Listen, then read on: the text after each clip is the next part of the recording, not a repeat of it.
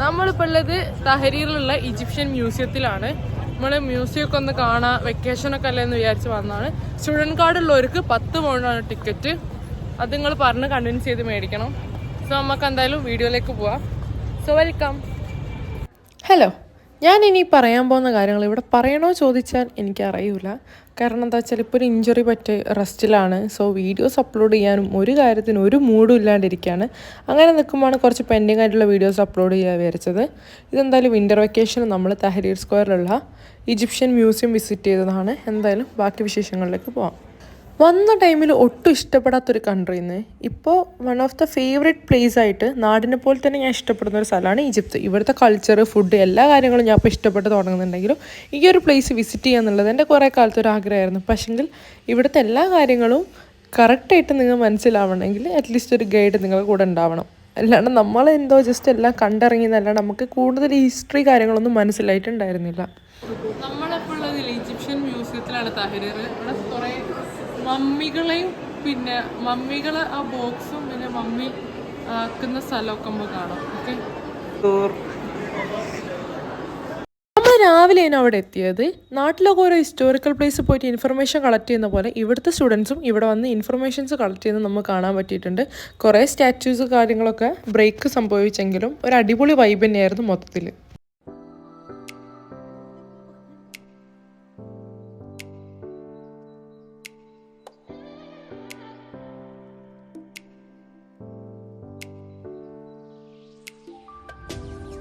മുന്നോട്ട് നടക്കും തോറും ഓരോ പെയിൻറ്റിങ്സ് നമുക്ക് കാണാൻ പറ്റുന്നുണ്ടായിരുന്നു.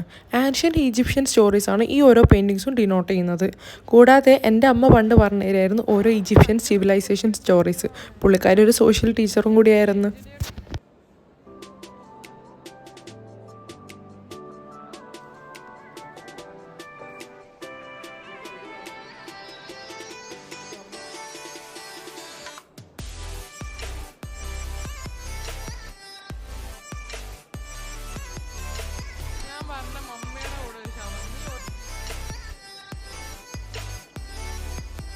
എന്നെ കുറച്ചുകൂടി എക്സൈറ്റഡ് ആക്കിയ ഒരു പാർട്ടായിരുന്നു ഇത്. അവിടെ ഒരു ടി വിയിൽ ഇവരെ ഓരോ കാര്യങ്ങൾ നമുക്ക് പറഞ്ഞു തരുകയും ചെയ്യുന്നുണ്ടായിരുന്നു. അവർ മമ്മിഫൈ ചെയ്യുന്ന ഓരോ ബോഡീസിൻ്റെ ഒരു ഇമേജ് കാര്യങ്ങൾ, അതെങ്ങനെയാണ് ചെയ്യുന്ന പ്രോസസ്സ് കാര്യങ്ങളൊക്കെ ഇവർ ഈ ഒരു വീഡിയോ ക്ലിപ്പിൽ ഇവർ ഇൻക്ലൂഡ് ചെയ്തിട്ടുണ്ടായിരുന്നു. പക്ഷെ നമുക്ക് ക്ഷമയില്ലാത്തതുകൊണ്ട് നല്ല വിശപ്പുള്ളതുകൊണ്ട് നമ്മൾ ഫുള്ള് കാണാൻ നിന്നില്ല. അവിടെ നിന്ന് നേരെ തൊട്ടടുത്ത് മമ്മീനെയാണ് നമ്മൾ കാണാൻ പോയത്. ഈ മമ്മി എന്നൊക്കെ നമ്മൾ പണ്ട് കളിയാക്കി പറയുമെങ്കിൽ ഇത് ശരിക്കും കാണുമ്പോൾ നമുക്ക് ഉള്ളിൽ എന്താ പറയുക, എനിക്കൊരു ഫിയറൊക്കെ വന്നായിരുന്നു. എന്താണെന്നറിയില്ല, ശരിക്കും ഉള്ളിലൊരു ചെറിയൊരു പേടി കാര്യങ്ങൾ വന്നതിന്. എത്ര നമ്മൾ മെഡിക്കൽ ഫീൽഡിൽ കടാവർ കണ്ടാൽ ഇങ്ങനെ പൊതിഞ്ഞ് കെട്ടി വെച്ചത് കാണുമ്പോൾ ഒരു പേടിയായിരുന്നു. ബട്ട് കുറേ നേരമായപ്പോൾ എനിക്കതെന്തോ ഇങ്ങനെ നോക്കി നിൽക്കാനും കാര്യങ്ങളൊക്കെ തോന്നി. പിന്നെ അവിടെ കുറേ ബുക്സ് കാര്യങ്ങളൊക്കെ ഓരോ ഇൻഫർമേഷൻസ് നമുക്ക് ഇതിനെപ്പറ്റി എഴുതി വെച്ചിട്ടുണ്ടായിരുന്നു. അതും കുറേ നോക്കി നിന്നു.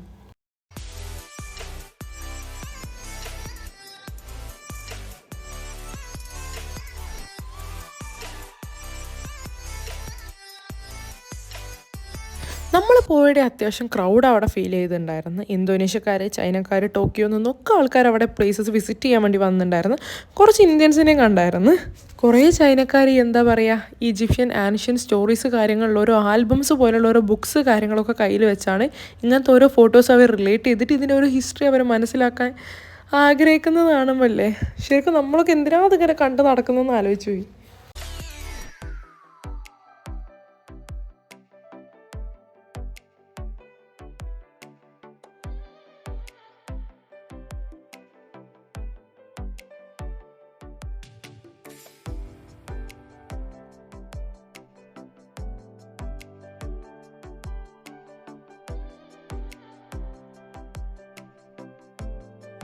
ഈ മ്യൂസിയത്തിനുള്ളിൽ കയറിയപ്പോൾ എനിക്ക് ലേശം ഒരു ബോറടി കാര്യങ്ങളൊക്കെ ഉണ്ടായിരുന്നു. ഇതൊക്കെ തന്നെയല്ലേ കാണാനുള്ളൂ. പക്ഷെങ്കിൽ ഇത് അത്യാവശ്യം എക്സ്പ്ലോർ ചെയ്യാനുണ്ട് കേട്ടോ. ഒരു 3-4 മണിക്കൂർ കാണാൻ തന്നെയുള്ള കാര്യങ്ങൾ ഇവിടെ ഉണ്ടായിരുന്നു. നമ്മൾ പുറത്തുനിന്ന് കാണുമ്പോൾ ഇത്രയും സംഭവങ്ങൾ ഈ ബിൽഡിങ്ങിൻ്റെ ഉള്ളിലുണ്ട് നമ്മൾ വിചാരിച്ചില്ലായിരുന്നു. പിന്നെ കുറച്ചുകൂടി കഴിഞ്ഞപ്പോൾ ഞാൻ ഓരോ കാര്യങ്ങളിൽ വളരെ എക്സൈറ്റഡ് ആയിട്ട് ഓരോന്നിനെ പറ്റിയും അറിയാനുള്ളൊരു ത്വരയിലായിരുന്നു മൊത്തം നോക്കുന്നുണ്ടായിരുന്നത്.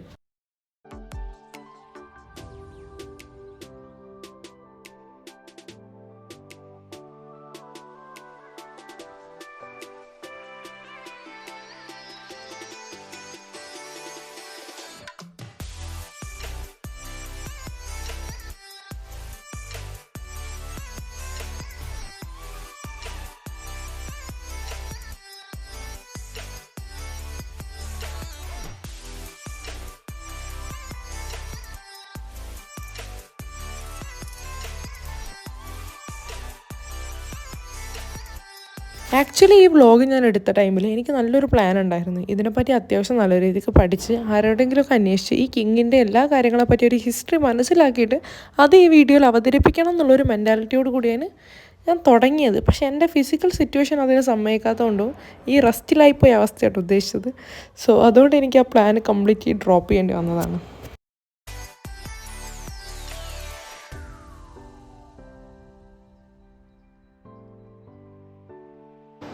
In the 19th century, undrafted mummies was a common way of studying them. 19th centuryയിലാണ് അൺറാപ്പിംഗ് ചെയ്തത് പഠിക്കാൻ വേണ്ടി.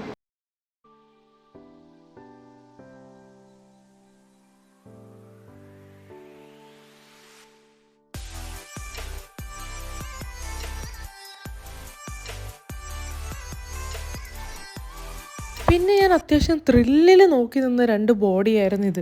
2 മമ്മിയായിരുന്നു ഇത്. ഇത് ഇവിടുത്തെ 2 കിങ്ങിൻ്റെ ബോഡീസാണ് കേട്ടോ. മമ്മിയാണ് കേട്ടോ. എനിക്ക് സത്യം പറഞ്ഞാൽ പേടിയായിട്ടുണ്ടായിരുന്നു. അവർ ഫുള്ളി അൺറാപ്പ് ചെയ്തിട്ട് ജസ്റ്റ് ഒന്ന് കവർ ചെയ്തിട്ട് മാത്രമായിരുന്നു ചെയ്തത്.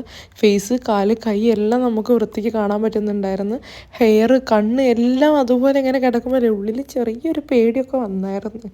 കാരണം എന്താ പറയുക, ഒരു ജീവനുള്ള ഒരാളിങ്ങനെ കിടക്കുന്നത്, ചത്തുപോയ ഒരാളിങ്ങനെ കിടക്കുന്നത്.